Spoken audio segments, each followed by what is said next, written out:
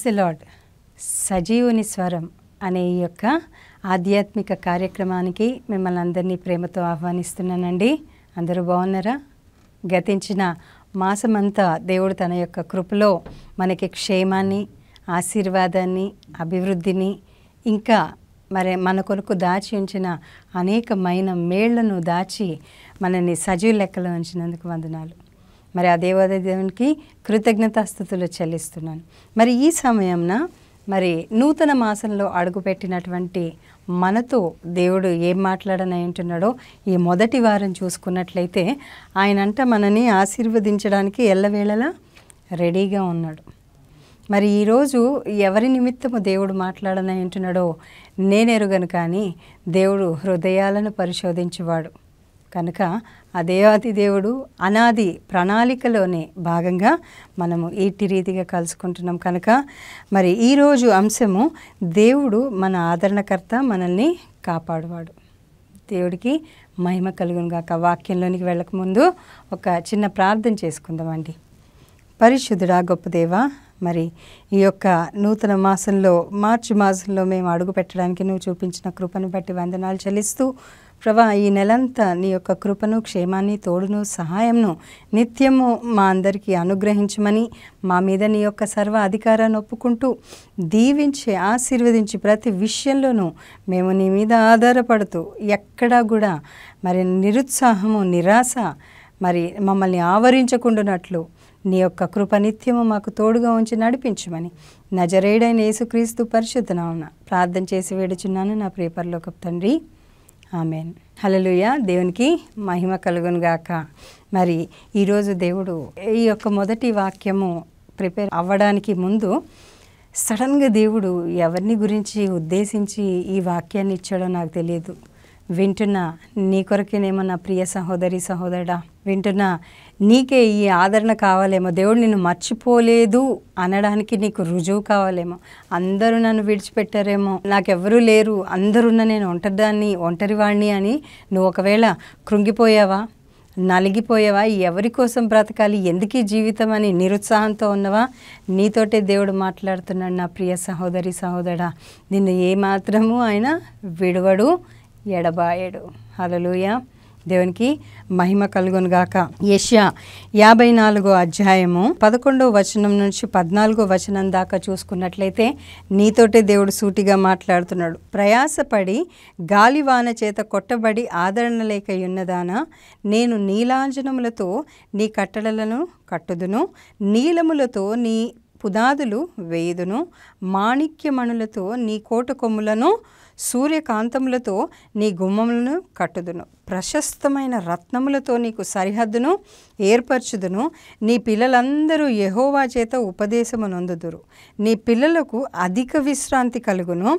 నీవు నీతిగల దానవై స్థాపింపబడదువు, నీవు భయపడనక్కరలేదు. బాధించువారు నీకు దూరముగా నుందురు, భీతి నీకు దూరముగా ఉండును, అది నీ దగ్గరికి రానే రాదు. హల్లెలూయా. ఏ విషయంలో భయపడుతున్నావో, ఏ విషయంలో బాధపడుతున్నావో, ఏ విషయంలో నీకు నెమ్మది లేదో, ఏ విషయంలో నీకు సమాధానం లేదో, ప్రయాస పడుతూనే ఉన్నావు. బాగుపడాలి, ఏదో చెయ్యాలి, ఏదో సాధించాలి, ఏదో ఒకటి నా జీవితంలో అద్భుతం జరగాలని ఎదురు చూస్తున్నావేమో నా ప్రియ సహోదరి సహోదరుడా. దేవుడు నిన్ను చూస్తున్నాడు. నన్ను ఎవరు చూడట్లేదు, నా ప్రయాసను ఎవరు గుర్తించట్లేదు, నేను ఇంత కష్టపడుతున్నా నాకు వాల్యూ లేదు అని నువ్వు అనుకుంటున్నావేమో. దేవుడు వాల్యూ ఇస్తూ నీతోటే మాట్లాడుతున్నాడు. ఈ ఎవరి కోసం బ్రతకాలి, ఎందుకు నేను ఇంత చేస్తున్నా కూడా నాకు ఎవరు ఎటువంటి సహాయము చేయట్లేదు, ఎవరు చేయూతను అందించట్లేదు అని ఒకవేళ నువ్వు కృంగిపోతున్నావా, మరి దేవుడు ఈరోజు చేస్తున్న వాగ్దానము, ప్రయాసపడి గాలివానల చేత కొట్టబడి ఆదరణ లేక ఉన్నవేమో. ప్రయాసపడుతున్నావు కానీ మరి అనేకమైనటువంటి మాటలే కానీ, కష్టాలే కానీ, నష్టాలే కానీ, ఏ దాంట్లో ఫలింపు కానీ, ఆశీర్వాదం కానీ నువ్వు చూడట్లేదేమో. దేవుడు మరి ఈరోజు ఆదరణ లేక, అంటే ఎవ్వరూ నేను అర్థం చేసుకోకుండా మాటలతోనూ మరి వారి ప్రవర్తనతోటో నిన్ను కష్టపెడుతున్నారా, నష్టపెడుతున్నారా, బాధిస్తున్నారా, మరి వారి నిమిత్తము దేవుడు మాట్లాడుతున్నాడు. టీవీ చూస్తున్నావేమో, అనుకోకుండా ఛానల్ని మార్చావేమో, ఏం చేస్తున్నావో, ఎట్టి పరిస్థితుల్లో ఉన్నావో ఎరిగినటువంటి దేవుడు నా ప్రియ సహోదరి సహోదరా నీకే చెప్తున్నాడు. ప్రయాసపడి గాలి వానల చేత అనేకమైనటువంటి పరిస్థితుల గుండా నువ్వు వెళ్తూ మరి కొట్టబడుతున్నావేమో. నీలాంజనములతో నీ కట్టడలను కట్టితును, నీలములతో నీ పునాదులు వేయుదును, మాణిక్యమణులతో నీ కోట కొమ్ములను, సూర్యకాంతములతో నీ గుమ్మములను కట్టెదును. అంటే నువ్వెందుకు పనికిరావు, నువ్వు వేస్ట్, నీకు బుర్ర లేదు, నువ్వు ఇది ఏది చెప్పినా సక్రమంగా చెయ్యవు, నువ్వు వేస్ట్ అని చెప్పేసి మరి నిన్ను గురించి మాట్లాడుతున్నారేమో. నువ్వు ఎంత కష్టపడ్డా వేస్టే, అది బూడిదలో పోసినా పన్నీర్ లాగానే అవుతుంది అని చెప్పేసి ముందు జరిగినటువంటి ప్రయత్నాలు ఏవైనా నష్టాలు కష్టాలు ఉండుంటే వాటిని బేస్ చేసుకొని నీ వాళ్ళు నిన్ను అవమానిస్తున్నారేమో, నీ ఫ్రెండ్స్ నిన్ను అవమానిస్తున్నారేమో, నీ ఇంటివారు నీకు సహకరించట్లేదు, ఇంతేలే వీళ్ళు ఇంతేలే, వీళ్ళు బాగుపడరు, వీళ్ళకి బాగుపడే లక్షణాలు లేవు అని చెప్పి నీ విషయంలో వాళ్ళొక్క కంక్లూజన్కి వచ్చేసారేమో. అక్కడి నుంచి దేవుడు మొదలు పెడుతున్నాడు నా ప్రియ సహోదరి సహోదరా. అక్కడి నుంచే దేవుడు నీ విషయంలో కార్యం జరిగించడానికి సిద్ధపడుతున్నాడు. ఆయన ఏమంటున్నాడు, మరి నేను నీలాంజనములతో నీ కట్టడలను కట్టుదును. అంటే నువ్వు చేసే ప్రయత్నాన్ని నేను అటువంటి విధంగా ఆశీర్వదించును. వెళ్ళగలిగినటువంటి నీలాంజనములు అంటే నువ్వు ఎక్స్పెక్ట్ చేయవు, ఎక్కడి నుంచి వస్తుంది ఆశీర్వాదం అనేది నువ్వు ఏమాత్రము ఎక్స్పెక్ట్ చేయలేనటువంటి విధంగా నీ యొక్క ప్రయత్నాలను ఆయన ఆశీర్వదిస్తాడు, నీ యొక్క ప్రయాసను ఆయన దీవిస్తాడు.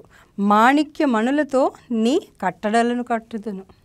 అంటే మాణిక్యం వెలగలిగినటువంటి రాళ్ళు, వెలగలిగినటువంటి మనుషులు, మరి వాళ్ళ ద్వారా నీ ప్రయత్నాలను నేను దీవిస్తాను. నువ్వు ఎంత మాత్రం అధైర్యపడకు, ఎంత మాత్రం కుంగిపోకు. అయిపోయింది, నీ దుఃఖ దినములు సమాప్తములైనవి. ఈ సంవత్సరము అధికమైన మేలు దేవుడు నీ జీవితంలో చేయబోతున్నాడు. హల్లెలూయా, హల్లెలూయా. మరి ఒక పాట భక్తుడు రాసినటువంటి గొప్ప పాట, అందరికీ తెలిసిన పాట ఉంది కదా. ఈ గాలివానలోన ఏకాకినయ్యున్నా నీ ప్రేమ నెరిగిన వేళ నిన్ను నే వీడజాలా. ఈ గాలివానలోన ఏకాకినయ్యున్నా నీ ప్రేమ నెరిగిన వేళ నిన్ను నే వీడజాలా. ఏ గమ్యము లేకనే నీ నుండి ఈ బ్రతుకు భారమేనని నేనంటిని. ఏ గమ్యము లేకనే నేనుంటిని, ఈ బ్రతుకు భారమేనని నేనంటిని. దరికి చేర్చి కనికరించి ఆశ్రయముగా నిలిచినావు. గాలివానలోన ఏకాకినయ్యున్నా నీ ప్రేమ నెరిగిన వేళ నిన్ను నీ వీడజాలా. విన్నారా? ఆయన గాలివానల చేత మరి ఏకాకి అయినటువంటి నీ యొక్క పరిస్థితిని అంతటినీ ఎవ్వరు చూసినా చూడకపోయినా నీ దేవుడు చూస్తున్నాడు. ఏ గమ్యం ఎటు పోవాలో అర్థం కానటువంటి పరిస్థితిలో ఒకవేళ నువ్వు ఉన్నావేమో, నీకు ఎవ్వరూ సహకరించట్లేదని నిరుత్సాహంగా ఉన్నావేమో, దరికి చేర్చి కనికరించి ఆశ్రయముగా నిలిచే దేవుడు నీ దేవుడు. నువ్వు నమ్మినట్లయితే దేవుని మహిమపరచు నా ప్రియ సహోదరి సహోదరా.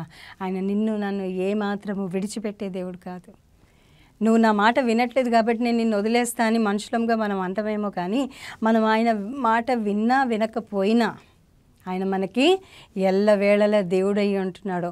ఇశ్రాయేల్ని కాపాడువాడు కునుకడు నిద్రపోడు అంటున్నాడు. మరి ఎన్నోసార్లు నా జీవితం పట్ల నాకు ఎటువంటి బ్రతకాలన్న ఆశ లేదు అన్నట్టు కొంతమంది జీవితాలు ఉంటాయి. అటువంటి వారిని దేవుడు ఈరోజు దర్శిస్తూ ఏమంటున్నాడంటే, నిన్ను ఊరికే ఈ భూమి మీదకి పంపించలేదు, ఒక ప్రణాళిక నీ కొరకు. మరి ఎవరైతే నిన్ను తృణీకరిస్తారో అక్కడే నేను నిన్ను నిలబెట్టడానికి ఆ ప్రణాళికతోటి నిన్ను పంపించాను నా ప్రియ సహోదరి సహోదరా అని చెప్తున్నాడు. నా ప్రియ బిడ్డ నిన్ను అందుకే పంపించాను. ఊరికే ఇట్లా కృంగిపోయి పడిపోయి ఏడుస్తూ కూర్చోడానికి నేను పంపించలేదు, కానీ నా ప్రేమను ఒక్కసారి కనుక నువ్వు రుచి చూసి నా దగ్గరకు వస్తే నిన్ను అన్ని విషయాల్లో దీవిస్తాను అని వాగ్దానం చేస్తున్నాడు. మనం చాలామందికి చాలా వాగ్దానాలు చేస్తాం కానీ నిలబెట్టుకోలేం. కానీ వాగ్దానం చేసిన దేవుడు నమ్మదగిన దేవుడు, మనలాగా మాట తప్పే దేవుడు కాదు. కాబట్టి నీకు ఈరోజు నీలాంజనములతోటి మాణిక్య మణులతోటి నేను కడతా అంటున్నా. వెళ్ళగలిగినటువంటి నిన్ను ఇప్పుడు వేస్ట్ దానివి, వేస్ట్ వ్యక్తివి అని చెప్పి నేను తృణీకరిస్తున్నాను. నీకు విలువ ఇయ్యట్లేదేమో, కానీ ఒకరోజు ఎక్కడైతే నువ్వు తృణీకరించబడ్డావో నీ శత్రువుల ఎదుట ఆయన నీకు భోజనాన్ని సిద్ధపరచబోతున్నాడు. హల్లెలూయా, హల్లెలూయా. నీ శత్రువుల ఎదుటనే ఆయన నీకు భోజనాన్ని సిద్ధపరచడం మాత్రమే కాదు, కానీ వాళ్ళందరూ గుర్తించే విధంగా నేను కట్టబోతున్నాడు. దేవునికి మహిమ కలుగును గాక. ఆ కట్టడము చుట్టుప్రక్కల అందరూ చూస్తూ ఉంటారు. మనము ఒక నెల రోజుల క్రితము ఒక పాత ఇంటిని చూస్తామండి. ఇవాళ రేపు అన్ని బిల్డింగ్స్ ఎట్లా లేచిపోతున్నాయి మనకు తెలియకుండానే కట్టడాలు కట్టేస్తూ ఉన్నారు. పాత బిల్డింగ్ని చూసాము, మళ్ళీ ఒక నెలకి చూసేసరికి ఆ బిల్డింగ్ అక్కడ లేకుండా తెరలు పైనుంచి కింద దాకా తెరలేసేసి దాని వెనకాల పెద్ద పెద్ద భవంతులు కట్టేస్తున్నారు. ఆ కడుతున్నప్పుడు కొన్ని రోజులు దాన్ని మూసి పెడతారు, కొన్ని రోజులు మూసేసి మొత్తము ఆ కర్టన్స్ వేసి పెట్టేసి లోపల కడతారు. కట్టిన తర్వాత అదంతా ఫినిష్ అయిపోయిన తర్వాత ఎప్పుడైతే ఆ తెరని దించుతారో, ఆ తెరని తీసేస్తారో, అప్పుడు ఖచ్చితంగా లోపల ఏం కట్టబడ్డది, ఏ రీతిగా కట్టబడ్డదని ప్రజలందరూ చూడగలుగుతారు. అట్టి రీతిగా నువ్వు ఇప్పుడు పాత ఇంటిలాగా ఉన్నవేమో, పాత భవంతిలాగా ఉన్నవేమో. మరి దేవుడి వాక్యాన్ని నమ్మి దేవుడిని ప్రేమిస్తే కనుక మరి తెరలాగా మనుషులకు ఎవ్వరికి కనిపించకుండా దేవుడు నీ జీవితంలో కార్యాన్ని జరిగించి, హల్లెలూయా, పరిశుద్ధాత్మ దేవుడు నీతోటే మాట్లాడుతున్నాడు నా సహోదరి సహోదరుడా. మరి ఆ తెరలాగా నీ జీవితంలో ఆయన ఏం చేస్తున్నాడో, ఏం కడుతున్నాడో ఎవ్వరికీ అర్థం కాకుండా మరి డైరెక్ట్గా తెరదించినప్పుడు నువ్వు కట్టబడిన దానిగా, కట్టబడిన వాడిగా, మరి నీలాంజనములతో అతి ఖరీదైనటువంటి అతి శ్రేష్టమైనటువంటి ఆశీర్వాదాలు నీ జీవితంలో చూచిలాగున ఆ దేవుడు ఆ బిల్డింగ్, పెద్ద బిల్డింగ్ కట్టినప్పుడు వావ్ ఇట్లా కట్టారేంటి, ఇంత బాగుంది ఏంటి అని ఏ రీతిగా అయితే మనము దాని గురించి వర్ణిస్తూ ఉంటారో ప్రజలు, ఆ రీతిగా దేవుడు నిన్ను కట్టబోతున్నాడు. నమ్మినట్లయితే దేవుని మహిమపరచు, దేవుడికి మహిమ కలుగును గాక. హల్లెలూయా. మరి ఆ రీతిగా నిన్ను కట్టి అంట ఆ దేవాది దేవుడు నిలబెడతాడంట. అంత మాత్రమే కాదు, కానీ సూర్యకాంతములతో నీ గుమ్మములను కట్టుదును. అంటే నీ యొక్క మార్గములో మరి ఎటువంటి ఆటంకము లేకుండా ఆయన ప్రతిదాన్ని కడతాడంట. మరి సూర్యకాంతములతో నీ గుమ్మములను కట్టుదును, ప్రశస్తమైన రత్నములతో నీకు సరిహద్దులను ఏర్పరచుదును. అంటే మరి ది బెస్ట్ పీపుల్ని నీ లైఫ్లో ఉంచి, ది బెస్ట్ పీపుల్ని నీకు నీ లైఫ్లో నీకు పంపించి, ఎవరి ద్వారా నీకు సహాయం అందుతుందో వాళ్ళని నీ జీవితంలో నీకు పంపించి, వాళ్ళ ద్వారా నీకు ఒక కంచెలాగా దేవాది దేవుడు ఏర్పాటు చేస్తాడంట. దేవునికి మహిమ కలుగును గాక. నా ప్రియ సహోదరి సహోదరా, ఎందుకు బ్రతకాలి, నేను ఇంకా బతికి వేస్ట్, నేను చనిపోతే బాగుండు, నేను చనిపోవాలనుకుంటున్నా, ఇట్లాంటి ప్రేరేపణలు వచ్చే నీతోటే దేవుడు మాట్లాడుతున్నాడు. మరి నలిగిపోయావా, విరిగిపోయావా, మరి నేను ఇంకా ఏం చేయలేను, ఐఎమ్ హెల్ప్లెస్ అని నువ్వు అనుకుంటున్నావా? There is a help for you నా ప్రియ సహోదరి సహోదరుడా. ఖచ్చితంగా ఆ దేవుడు కడతాడంట. నీ పిల్లలందరూ యెహోవా చేత ఉపదేశమునందుతారు. అంటే నీ నెక్స్ట్ జనరేషన్ అందరూ కూడా నువ్వు ఎట్లా కష్టపడ్డావో, ఏ రీతిగా పైకి వచ్చావో, ఏ రీతిగా దేవుడు నీకు సహాయం చేశాడో, మరి నీ కష్టంలో దేవుడు ఏ రీతిగా జ్ఞానం ఇచ్చాడో, నీ కష్టాన్ని ఏ రీతిగా దీవించాడో, ఇటువంటివన్నీ కూడా నీ బిడ్డలు నీ నుంచి నేర్చుకుంటారంట. నీ పిల్లలకు అధిక విశ్రాంతి, నీ ద్వారా వారికి విశ్రాంతి కలుగుతుంది. నీవు నీతి గల దానవై స్థాపించబడదువు. అంటే ప్రతి ఒక్కళ్ళ దృష్టిలో నువ్వు ఎందుకు పనికిరాని వేస్ట్ అని చెప్పేసి తృణీకరించిన ప్రతి ఒక్కరి దృష్టికి నిన్ను నీతిమంతుడుగా, నీతిమంతురాలుగా దేవుడు మార్చబోతున్నాడు. హల్లెలూయా, హల్లెలూయా. మరి అటువంటివి ఆ ఆశీర్వాదంతో పాటు నీవు భయపడనక్కర్లేదు, బాధించువారు నీకు దూరముగా నుందురు. అంత మాత్రమే కాదు కానీ బాధించే వాళ్ళు మాటలతో సూటిపోటి మాటలని మరి మనల్ని డిస్కరేజ్ చేస్తూ డిసప్పాయింట్ చేస్తూ మనల్ని డీవియేట్ అంటే దేవుడి నుంచి మనం ఏం చేయాలనుకుంటున్నామో ఏ దృష్టితోటి ఉన్నామో ఏ ఆలోచనతో ఉన్నామో దాని నుంచి కూడా డైవర్ట్ చేసే కొంతమంది ఉంటారు. అందరి జీవితంలో ఇట్లాంటి వాళ్ళు ఉంటారు. వాళ్ళందరినీ కూడా దేవుడు తీసివేస్తాడంట. బాధించువారు అంటే బాధకి గురి చేసేవాళ్ళు, నువ్వు బాధపడడానికి ఇట్లాంటి వాళ్ళ సహవాసము, ఇట్లాంటి వాళ్ళ నడిపింపు ఇవన్నీ మనల్ని డిస్ట్రాక్ట్ చేసి బాధలోనికి నడిపిస్తాగా వాటన్నిటి నుంచి అంట ఆయన మనని విడిపిస్తాడంట. ముఖ్యంగా నిన్ను వింటున్నటువంటి నిన్ను భీతి నీకు దూరముగా ఉండను, అది నీ దగ్గరికి కూడా రాదు. రేపేం జరుగుతుందో ఏమవుతుందో రేపు పొద్దున్న తెల్లారితే పరిస్థితి ఏంటో అనేటటువంటి పరిస్థితి నీ జీవితంలో ఇక రాదు. నీ జీవితంలో అటువంటి పరిస్థితి ఇక మీదట ఎంత మాత్రము రాదు అని ఆ దేవాది దేవుడు సెలవిస్తున్నాడు. నువ్వు నమ్మినట్లయితే దేవుడి మహిమ ఖచ్చితంగా చూస్తావు. అంటే ఇప్పుడు ఫుల్గా ఈ యొక్క చాప్టర్ అంతా నువ్వు చదువుకొని వింటున్న నా ప్రియ సహోదరి సహోదరుడా, మరి ఈ చాప్టర్లో ఉన్న ప్రతి ఆశీర్వాదము నీ జీవితంలో ఫలించునుగాక, ప్రతి ఆశీర్వాదము నీ జీవితంలో కట్టబడును గాక. అంటే ఈ చాప్టర్లో కొన్ని విషయాలు నాకు ఈ యొక్క గాలివానల చేత కొట్టబడుతున్నటువంటి వ్యక్తులు మరి ఆ సహోదరి సహోదరులకు దేవుడు చెప్తుంది ఏంటంటే, నేను తిరిగి నిన్ను కడతాను. నేను ప్రతి విషయంలో, అటు ఆరోగ్య విషయంలో, ఫైనాన్షియల్ విషయంలో, అప్పుల సమస్య నుంచి విడుదల, మరి ఆశీర్వాదము విషయంలోనూ, మరి నీకున్నటువంటి ఏ సమస్య అయినా తిరిగి అంటే పడిపోయిన స్థితిలో నుంచి లేపి నిన్ను తిరిగి నిలబెడతాను అంటున్నాను. నిన్నొక సాక్షిగా దేవుడు ఉంచుతాడంట. హల్లెలూయా. నిన్నొక సాక్షిగా దేవుడు ఉంచి ఇక్కడ ఏమంటున్నాడు, తిరిగి నేను నిన్ను కడతానంట. మరి కట్టడం మాత్రమే కాదు కానీ నీ పరిస్థితుల్లో మరి ఒక యుద్ధాన్ని తలపెట్టినట్లుగా ఉన్నటువంటి నీ పరిస్థితులు, రోజు పోరాటం పోరాటం పోరాటం, ఆ పోరాటాల మధ్యలో నువ్వు ఒకవేళ నలిగిపోయావేమో, ఆ పోరాటాలతో అలిసిపోయావేమో, మరి ఆ పోరాటాల నుంచి నేను ఆశీర్వాదపు మార్గంలోనికి దేవుడు నడిపిస్తాడంట. హల్లెలూయా. ఆశీర్వాదపు మార్గంలోనికి ఆయన నడిపించి ఆ యొక్క సమాధానం, ఎప్పుడైతే మన జీవితంలో డబ్బు ఉంటుందో సమాధానం ఆటోమేటిక్గా వస్తుంది అనుకుంటారు జనాలు, భ్రమలో ఉంటారు. డబ్బు ఉంటే అన్నీ ఉంటాయని. డబ్బున్న వాళ్ళకే ఏమీ ఉండవు. చిన్న పూరి గుడిసెలో మరి కొంచెము పట్టడన్నము తిని గంజి నీళ్ళు తాగినటువంటి కుటుంబంలో ఉన్న సంతోషము సమాధానము పెద్ద పెద్ద భవంతుల్లో ఉన్న వాళ్ళకి చాలా మటుకు ఉండదు. ఇది ఎవరిని ఉద్దేశించింది కాదు, కానీ వాళ్ళకి అన్నీ ఉన్నా కూడా ఏదో ఒక విషయంలో సమాధానం అనేది ఉండదు. దేవుడిచ్చే సమాధానం ఎట్లుంటుందంటే, అటు డబ్బు ఉంటుంది, ఇటు ఆశీర్వాదం వస్తుంది, నువ్వు దేనికి భయపడే అవసరం ఉండదు. అట్ ద సేమ్ టైము సమాధానం కూడా నీ జీవితంలో ఉంటుంది. అది ఎటువంటి సమాధానం అంటే, ఏ మనిషి కూడా నీ నుంచి దొంగిలించకుండా అటువంటి సమాధానంని దేవుడు ఇస్తాడు. నీకు డబ్బు ఉన్నా లేకపోయినా. అంటే డబ్బున్న వాళ్ళందరికీ సమాధానం ఉండదు అని నా అర్థం కాదు, కానీ దేవుడిచ్చినటువంటి ఆశీర్వాదము మరి అది ఏదైనా కూడా నీకు సమాధానం అనేది ఖచ్చితంగా ఉంటుంది నా ప్రియ సహోదరి సహోదరుడా. అంత మాత్రమే కాదు కానీ పోగొట్టుకున్నది అంతా ఏదైతే నువ్వు పోగొట్టుకున్నావో తిరిగి మొత్తము రెండింతలుగా దేవుడు నీకు ఇవ్వబోతున్నాడు. హల్లెలూయా. హల్లెలూయా.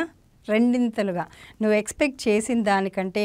ఎఫ్ఎస్సి 3:20-21లో చెప్తాడు కదా, అడుగు వాటికంటే ఊహించు వాటికంటే అత్యధికములైనటువంటి ఆశీర్వాదాలు ఆయన నీ పైన కుమ్మరిస్తాడు. దేవుడికి మహిమ కలుగునుగాక.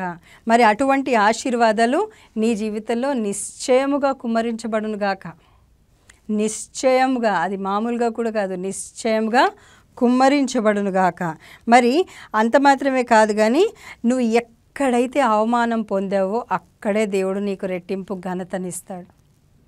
అక్కడే దేవుడు నీకు రెట్టింపు ఘనతనిస్తాడు. అది ఏ రీతిగా ఇస్తాడంటే, మరి నిన్ను అవమానించి నువ్వు ఎందుకు పనికిరావు, నువ్వు వేస్ట్ అని చెప్పేసి నిన్ను బాధిస్తూ, బాధపరిచే మాటలతోటి నిన్ను బాధిస్తూ, ఎంతసేపు నిన్ను వెనక్కి లాగుతూ ముందుకు వెళ్ళనీయకుండా ఉన్నటువంటి మనుషులే కానీ పరిస్థితులే కానీ వాటన్నిటి ఎదుర్కొండా దేవుడు నిన్ను గొప్ప సాక్షిగా నిలబెడతాడు. మన దేవుడు మామూలు దేవుడు కాదండి. మాట ఇస్తే తప్పని దేవుడు, మాట మార్చని దేవుడు, మనల్ని ప్రాణం పెట్టేంతగా ప్రేమించినటువంటి దేవుడు. కనుక ఆ దేవాది దేవుడు నీకు ఈ వాగ్దానాలన్నీ రాస్తున్నాడు. తిరిగి మళ్ళీ ఒకసారి వాక్యం వింటున్నటువంటి వారు ఏదో పొద్దున్నే లేచాం కదా, వింటున్నాం కదా, పెట్టాం కదా, వచ్చింది కదా కాదండి. నీతోటే దేవుడు మాట్లాడతాడు వాక్యం ద్వారా. కనుక వాక్యం వింటున్నప్పుడు శ్రద్ధగా మరి ఏం పాయింట్స్ చెప్తున్నారు, ఎవరు చెప్పినా కూడా పాయింట్స్ నువ్వు వాక్యం వింటున్నట్లయితే ఖచ్చితంగా ఆ పాయింట్స్ రాసుకొని దాని మీద చేయి పెట్టి నువ్వు ప్రార్థన చేయి. ప్రభా, మరి ఈ వాగ్దానం నా కొరకే మాట్లాడినావు అనిపించింది ప్రభా, దీనిలో ఇప్పటిదాకా నేను విన్న ప్రతి మాట నా జీవితంలో నెరవేర్చబడును గాక. ప్రతిదీ అవును అన్నట్లుగా ఉన్నది కనుక ప్రతి వాగ్దానము నా జీవితంలో నెరవేర్చబడును గాక అని నువ్వు ప్రార్థించినట్లయితే 100% రిజల్ట్ని నువ్వు చూడగలవు నా ప్రియ సహోదరి సహోదరా. దేవుడు మిమ్మల్ని అత్యధికంగా దీవించునుగాక. మరి ఎక్కడైతే అవమానం పొందావో అక్కడే రెట్టింపు ఘనతను దేవుడు నీకు ఇచ్చునుగాక. మరి ఇక్కడ చెప్పబడ్డట్టు నీలాంజనములతో, మాణిక్యమణులతోటి, వెలగల రాళ్లతోటి, సూర్యకాంత పద్మ రాగములతోటి దేవుడు నిన్ను అటువంటి ఆశీర్వాదాల చేత మరి నిన్ను కట్టునుగాక. నిన్ను నిశ్చయంగా ఆ దేవాది దేవుడు కట్టునుగాక. అంత మాత్రమే కాదు, ఇంకా ఆయన ఏమంటున్నాడంటే నీ అవమానమంతటిని కూడా తీర్చేసి, ఎక్కడైతే మరి అటువంటి అవమానాల గుండా వెళ్ళావో ఆ అవమానాలన్నిటినీ తీర్చి నీకు దేవుడు ఒకటి చూపించాలనుకుంటున్నాడు. ఎవరు లేరు ఎవరు లేరు ఎవరు లేరు అని మనుషుల్ని వెతికేవేమో, మరి దేవుడు తనని తాను నీకు కనపరుచుకొని, తనని తాను దేవుడు నీకు కనపరుచుకొని ఆ దేవుడి తన యొక్క మంచితనము నిన్ను విడిచిపోలేదు అన్నది నువ్వు ఖచ్చితంగా ఈ ఆశీర్వాదాలు పొందుకున్నప్పుడు చూస్తావు. అది నీకు సాదృశ్యంగా ఉన్నది. దేవుడు నీకు చూపిస్తున్నాడు. అది తన మంచితనం కానీ తన యొక్క సన్నిధి కానీ నిన్ను విడిచిపెట్టలేదు. నువ్వు ఏడుస్తున్నప్పుడు దేవుడు నీతోటే ఉన్నాడు. నువ్వు నవ్వుతున్నప్పుడు మనుషుల మధ్యలో ఒక ప్లాస్టిక్ నవ్వు, మనం లోపల బాధపడుతున్న బయటికి మాత్రం ఒక స్మైల్ ఇస్తాం కదా, ఆ స్మైల్లో ఉన్న అర్థము, నువ్వు లోపల కన్నీరు కార్చింది, ఎవ్వరు చూడనప్పుడు నువ్వు ఏడ్చింది, మరి అందరి మధ్యలో ఉన్నప్పుడు నీ హృదయం ఎంత భారంగా ఉన్నది, ఇవన్నీ చూస్తున్న దేవుడు నేను కట్టబోతున్నాడు. దేవుడికి మహిమ కలుగునుగాక. నిన్ను ఖచ్చితంగా కట్టబోతున్నాడు. ఇంతవరకు నీకు పిచ్చి పిచ్చి ఆలోచనలు వచ్చేవి, నాకెవరు లేరు, నాకేం లేదు, ఎందుకు బ్రతకాలి, నేను చచ్చిపోతే బాగుండు, నేను చనిపోవాలి అని ఎప్పుడైతే ఆ చిన్న ఆలోచన వస్తుందో అపవాది దాన్ని పెద్ద మ్యాగ్నిఫైయింగ్ భూతద్దంలో పెట్టి ఇంకా పెద్దగా చూపిస్తాడు. నీకు ఉన్న సమస్య మరి ఆవగింజ లాంటిది, దాన్ని కొండలాగా చూపిస్తాడు. మరి విశ్వాసం ఉంటే మరి ఈ కొండని పోయి సముద్రంలో పడమంటే పడుతుంది అన్నాడు. అంత పెద్ద కొండ లేచెళ్ళి సముద్రంలో పడుతుందంట. అది ఎంతవరకు సాధ్యము? ఎంత విశ్వాసం? ఆవగింజంత విశ్వాసం అంట. అది కూడా ఆవగింజంత విశ్వాసం ఆ కొండను తీసుకెళ్ళి సముద్రంలో పడేయగలిగితే మరి నీ సమస్య ఆ దేవుడికి ఎంత చిన్నది, ఆవగింజ గంట కూడా చిన్నది. దాన్ని కొండని మింగే అంత పెద్ద సముద్రం లాంటి దేవుడు నీ ముందర ఉంటే నువ్వు మాత్రం సమస్యని ఆ ఆవగింజను చూసి భయపడుతున్నావా? చల్, ఇప్పటి నుంచి నేను భయపడేది లేదు అని చెప్పి ఒక్కవేళ కనుక నువ్వు తీర్మానం తీసుకొని ప్రభా నన్ను ధైర్యపరిచి నన్ను నిలబెట్టు అని ఒక్కసారి తీర్మానం తీసుకున్నావంటే ఆ దేవుడు నిన్ను బలపరుస్తాడు. ఒక మరి పాస్టర్ నేను విన్న సాక్ష్యము, ఒక సహోదరుడు అంట దేవుడి మీద ఎట్లాంటి విశ్వాసం అంటే తనకున్న సమస్య అంట మరి శీఘ్రముగా మీ కాళ్ళ కింద శత్రువును అణగదొక్కెదరని వాక్యాన్ని అప్లై చేసుకొని ఆయన ఏం చేశాడంటే ఆయనకున్న సమస్యలంట అరికాల కింద రాసుకొని దాన్ని దొక్కేటోడంట. ఆ అరికాల కింద ఆయన సమస్యను రాసి దాన్ని తొక్కిన ప్రతిసారి కూడా అపవాది తన కాళ్ళ కింద అణగదొక్కబడ్డది అన్న విషయాన్ని తాను గుర్తించి మరి ఆ సమస్య తీర్చబడేదంట. మరి నీ జీవితంలో దేవుడు ఎంతవరకు కార్యం చేస్తాడో నువ్వే ఆలోచించు. నీ సమస్య దేవుడికి చాలా చిన్నది. ఆ సమస్య నీకు కొండలాగా కనిపిస్తుందంటే నువ్వు దేవుడికి మరి సమీపంగా రావాలి అని దానికి అర్థం. నీ సమస్య పెద్దది కాదు, నీకున్న విశ్వాసము చాలా అల్పమైనది.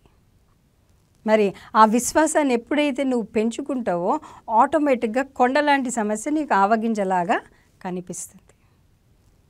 దేవుడు ఖచ్చితంగా ఇది ఎవరి మేలు నిమిత్తమో, ఎవరి జీవితాన్ని అంతం చేసుకోవాలనుకుంటున్నారో, ఎవరి పరిస్థితి గాలివానల చేత కొట్టబడుతుందో మరి వారితోటే దేవుడు మాట్లాడుతున్నాడు. నా ప్రియ సహోదరి సహోదరుడా, ఒకవేళ నీ పరిస్థితి ఏంటి అన్న విషయము ఎవరికి తెలియదేమో, కానీ చూచుచున్న దేవుడు మరి నిన్నెంత మాత్రం విడిచిపెట్టువాడు కాదు. హల్లెలూయా. నిన్నెంత మాత్రము విడిచిపెట్టు దేవుడు కాదు. కనుక ఆ దేవాది దేవుడు చేస్తున్న వాగ్దానం ఏంటి అంటే, నేను నిన్ను విడువను ఎడబాయను. ఒక్కని తల్లి వానిని ఆదరించినట్లుగా ఆయన నిన్ను ఆదరించబోతున్నాడు. ఇది మొదలుకొని నీ తల్లి అయినా నిన్ను మర్చిపోతుందేమో కానీ ఆయన నిన్ను మర్చిపోయే దేవుడు కాదు. చూడు, నా అరచేతుల్లో చెక్కుకున్నా అన్నాడు. లెంటి డేస్లో ఉన్నాం, ఉపవాసాలు పాటిస్తారు, ప్రార్థనలు చేస్తుంటారు, చర్చెస్కి పోతుంటారు, అన్నిటికీ పోతుంటారు. కానీ ఇక్కడ మనం మర్చిపోయేది ఏంటంటే, మరి ఇక్కడ పొడవబడ్డటువంటి ఆ మేకు, దానిలో నుండి కారిన రక్తం ద్వారా నీ యొక్క పేరును దేవుడు అక్కడ రాసుకున్నాడు. నిన్నెంత మాత్రము మర్చిపోడు అన్న విషయాన్ని నువ్వు గ్రహించినట్లయితే గొప్ప కార్యాలు నువ్వు దేవుని కొరకు చేయగలవు. గొప్ప సాక్షిగా దేవుడు నేను నిలబెడతాడు. కనుక మరి ఈ సమయంలో ఇంతవరకు దేవుడు మాట్లాడిన ప్రతి మాటను బట్టి ఆ దేవాది దేవునికి కృతజ్ఞతలు చెల్లిస్తూ మరి తిరిగి నువ్వు కట్టబడలాగున దేవుడు నేను నిశ్చయంగా కట్టునుగాక. ఎక్కడైతే అవమానం పొందావో అక్కడే రెట్టింపు ఘనత నువ్వు పొంది దేవుడి కొరకు గొప్ప సాక్షిగా నిలబడదుగాక. అపవాది పెట్టే ఏ తలంపు కూడా ఇక మీదట నీ పైన పని చేయకుండునుగాక. సమాధానకర్త అయినటువంటి ఆ దేవుడు నీలో నిశ్చయముగా సమాధానాన్ని దయచేసి నిన్ను ఫలింపు చేసి అభివృద్ధి చేసి ఆశీర్వాదకరంగా నిలబెట్టునుగాక. దేవుడి కొద్ది మాటల్ని దీవించునుగాక. చిన్న ప్రార్థన చేసుకుందాం. పరిశుద్ధుడా గొప్ప దేవ, ఇంతవరకు నువ్వు మాట్లాడిన ప్రతి మాటను బట్టి వందనాలు చెల్లిస్తూ, నువ్వు చూచుచున్న దేవుడు విడిచిపెట్టువాడు కాదు. కనుక ప్రతి విషయంలోనూ మరి మేము ప్రయాసపడ్డప్పుడు, గాలివానల చేత కొట్టబడ్డప్పుడు, మరి అవమానించబడ్డప్పుడు, నిందించబడ్డప్పుడు, మరి మా కష్టం అంతా నష్టపోయినప్పుడు, మమ్మల్ని మనుషులు మరి తీసి పడేసినప్పుడు, ప్రతి విషయంలో ప్రతి దుఃఖంలోనూ నువ్వు ఉంటున్నటువంటి దేవుడు అయ్యా. ఎక్కడైతే అవమానించబడ్డారో అక్కడే రెట్టింపు ఘనత నువ్వు ఇవ్వనై ఉంటున్నందుకు వందనాలు చెల్లిస్తూ, ప్రభా మమ్మల్ని క్షమించండి. ఈ వాక్యం వింటున్నటువంటి బిడ్డల జీవితంలో ఏ లోటుపాట్లు ఉన్నాయో, మరి దేని విషయంలో దేనికి కారణంగా ఆ దీవెన లాగిపోయే సమస్తము ఎరిగినటువంటి దేవుడు కనుక ఆ దీవెన ఆశీర్వాదములన్నీ రిలీజ్ అవ్వలాగున ప్రతి లోటుపాట్లను సరిచేసి లోయలన్నిటినీ పూడ్చి మరి నువ్వే దీవించి ఆశీర్వదించి నీ నామానికే మహిమను తెచ్చుకొనమని సమస్త స్తుతి ఘనత మహిమ ప్రభావం నీకే ఆరోపిస్తూ విన్నటువంటి వాక్యం నిశ్చయంగా వారి జీవితంలో ఫలించునుగాక అని ప్రకటిస్తూ గొప్ప సాక్ష్యాలు వినడానికి మాకు కృపను అనుగ్రహించమని నజరేయుడైన యేసుక్రీస్తు పరిశుద్ధ నామమున ప్రార్థన చేసి వేడుచున్నాను నా ప్రియ పరలోకపు తండ్రి, ఆమెన్. దేవుడి కొద్ది మాటల్ని దీవించునుగాక. తిరిగి వచ్చే వారము ఇంకొక అంశంతో కలుసుకుందాం. అప్పటి వరకు దేవుడు మీకు తోడైండును గాక. God bless you all. Praise the Lord. మీకు ప్రత్యేకమైనటువంటి ప్రార్థన అవసరతలు ఏదైనా ఉన్నట్లయితే సంప్రదించవలసినటువంటి ఫోన్ నంబరు 7386464385. ఈ నంబర్కి సంప్రదించినట్లయితే మీ కొరకు ప్రత్యేకంగా ప్రార్థనలు చేయబడతాయి. ఫేస్బుక్లో voice of the saviour page ఉంది, ఇన్స్టాగ్రామ్లో కూడా ఉంది వాయిస్ ఆఫ్ ద సేవియర్ అనేటటువంటి పేజ్, యూట్యూబ్ ఛానల్ కూడా ఉంది వాయిస్ ఆఫ్ ద సేవియర్ అనే. Please followers. మీరు సంప్రదించవలసినటువంటి చిరునామా హౌస్ నంబర్ 27-16/15/3, ఫ్లాట్ నంబర్ 203, అంకిత అపార్ట్మెంట్స్, కృపా కాంప్లెక్స్, సఫిల్గూడ, నేరెడ్మెట్, హైదరాబాద్ 5,56,000.